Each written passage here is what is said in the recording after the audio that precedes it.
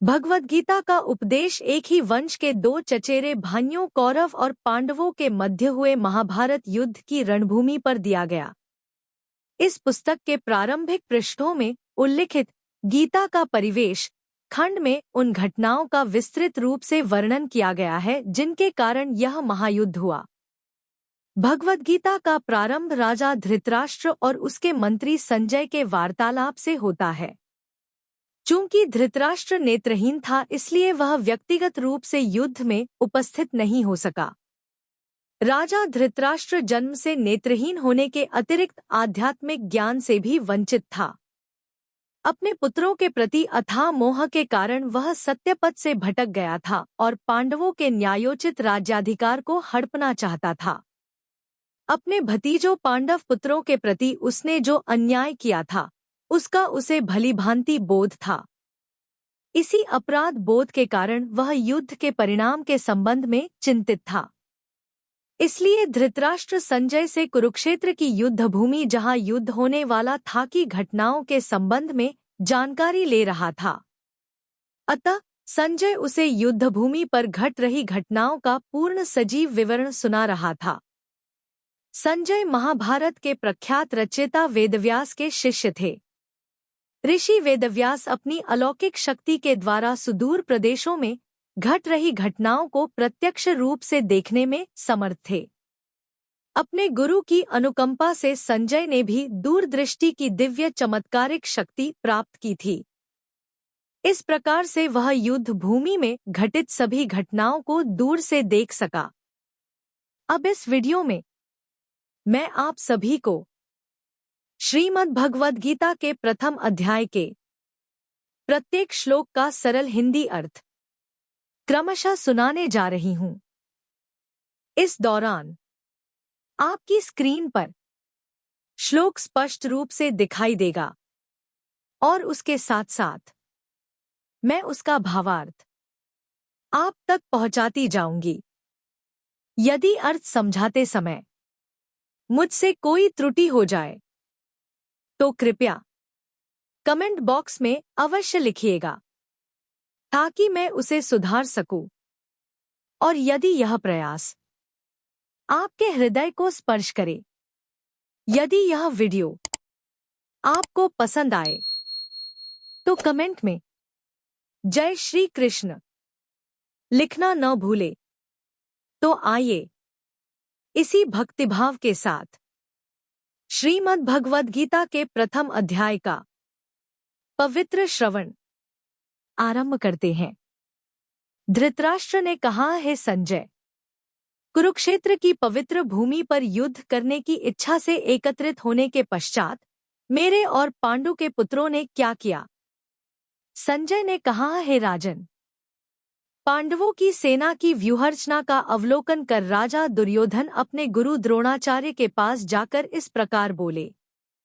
दुर्योधन ने कहा, पूज्य आचार्य, पांडु पुत्रों की विशाल सेना का अवलोकन करें, जिसे आपके द्वारा प्रशिक्षित बुद्धिमान शिष्य द्रुपद के पुत्र ने कुशलतापूर्वक युद्ध करने के लिए सुव्यवस्थित किया है।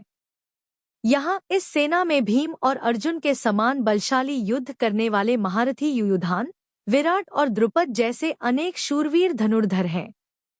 यहाँ पर इनके साथ धृष्टकेतु, चेकितान, काशी के पराक्रमी राजा काशीराज, पुरुजित, कुंतीभोज और शैव्य सभी महान सेना नायक हैं। इनकी सेना में पराक्रमी युधामन्यु, शूरवीर, उत्तमौजा, सुभद्रा और द्रौपदी के पुत्र भी हैं, जो सभी निश्चय ही महाशक्तिशाली योद्धा हैं। हे ब्राह्मण श्रेष्ठ, हमारे पक्ष की ओर के उन सेना नायकों के संबंध में भी सुनिए, जो सेना को संचालित करने में विशेष रूप से निपुण हैं। अब मैं आपके समक्ष उनका वर्णन करता हूँ।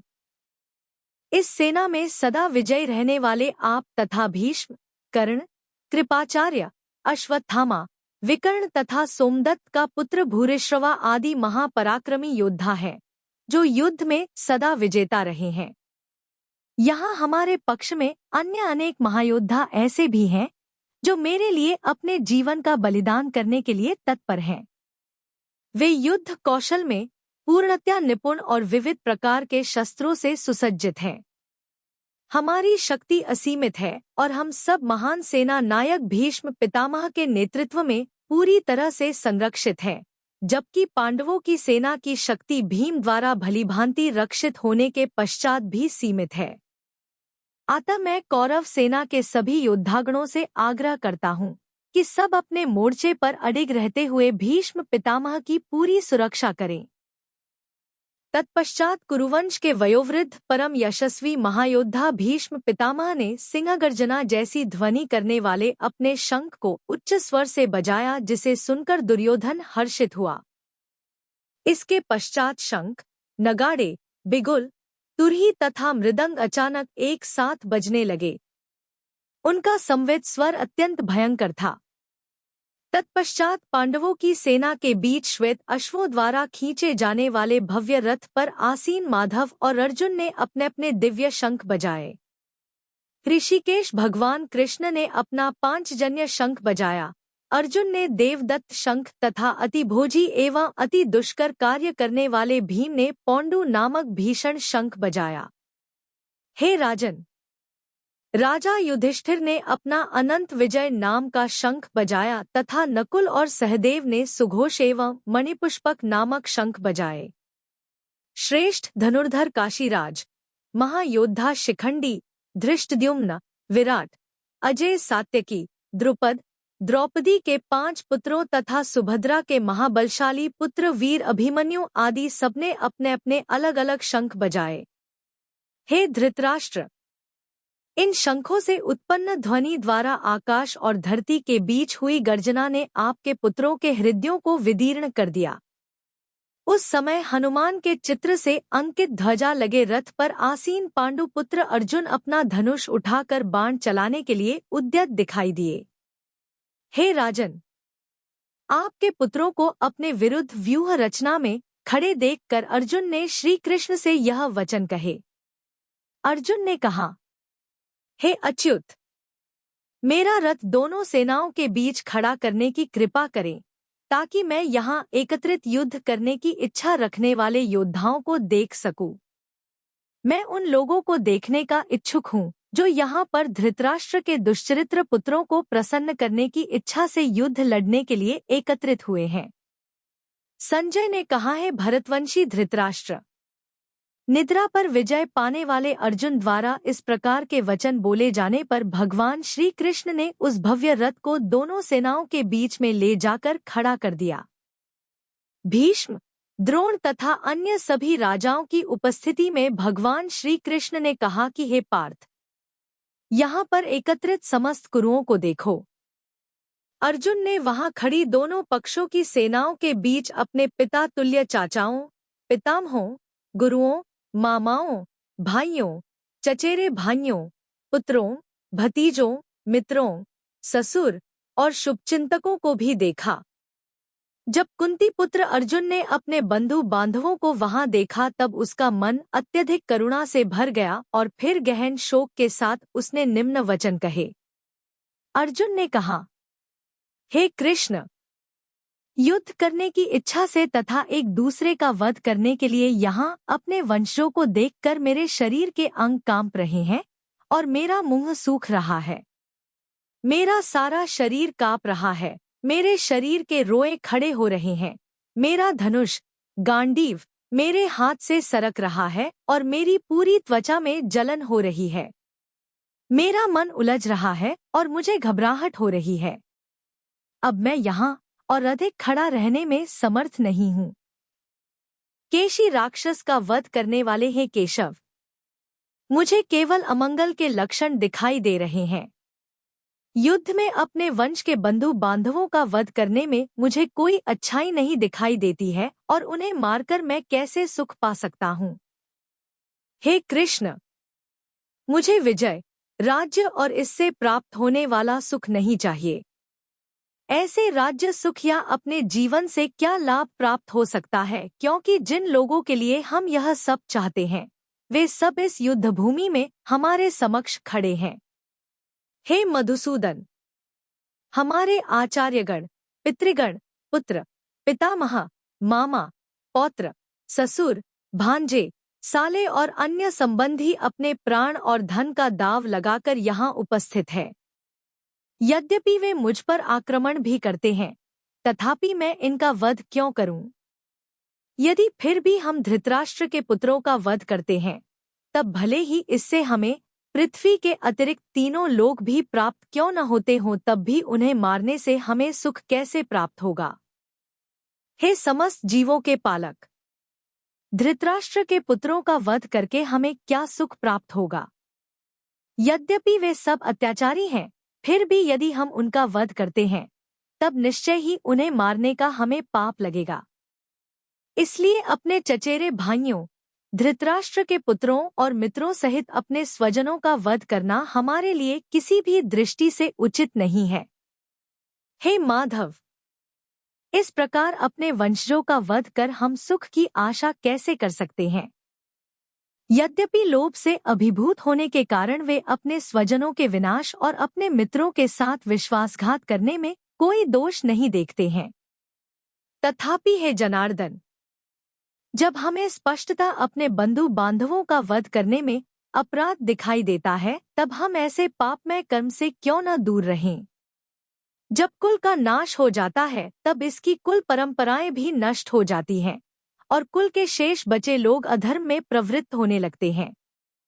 अधर्म की प्रबलता के कारण हे कृष्ण, कुल की स्त्रियां दूषित हो जाती हैं और स्त्रियों के दुराचारिणी होने से हे वृष्णिवंशी अवांछित संतानें जन्म लेती हैं। अवांछित संतानों की वृद्धि के परिणामस्वरूप निश्चय ही पारिवारिक परंपरा का विनाश करने वालों का जीवन नारकीय बन जाता है। जल तथा पिंडदान की क्रियाओं से वंचित हो जाने के कारण ऐसे पतित कुलों के पितरों का भी पतन हो जाता है। अपने दुष्कर्मों से कुल परंपरा का विनाश करने वाले दुराचारियों के कारण समाज में अवांछित संतानों की वृद्धि होती है और विविध प्रकार की सामुदायिक और कुटुंब तथा पारिवारिक कल्याण की गतिविधियों का भी विनाश हो जाता है। हे जनार्दन, मैंने गुरुजनों से सुना है कि जो लोग कुल परंपराओं का विनाश करते हैं, वे अनिश्चितकाल के लिए नरक में डाल दिए जाते हैं। ओह, कितने आश्चर्य की बात है कि हम इस महापापजन्य कर्म करने के लिए उद्यत हैं। राजसुख भोगने की इच्छा के प्रयोजन से हम अपने संबंधियों का वध करना चाहते हैं।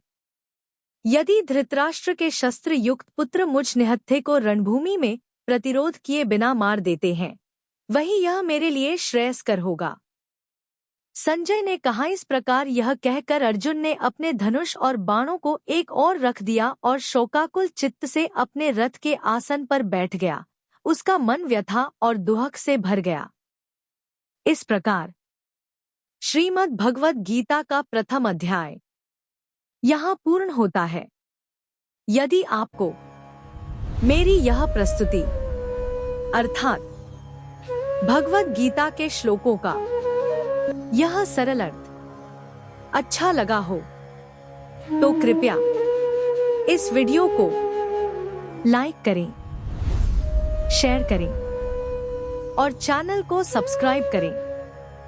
आपका एक छोटा सा सहयोग मुझे आगे भी ऐसे ही धार्मिक और आध्यात्मिक वीडियो बनाने की प्रेरणा देता है।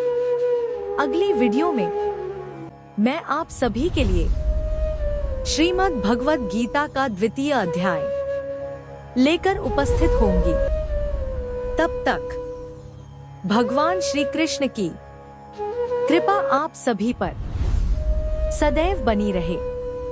जय श्री कृष्ण।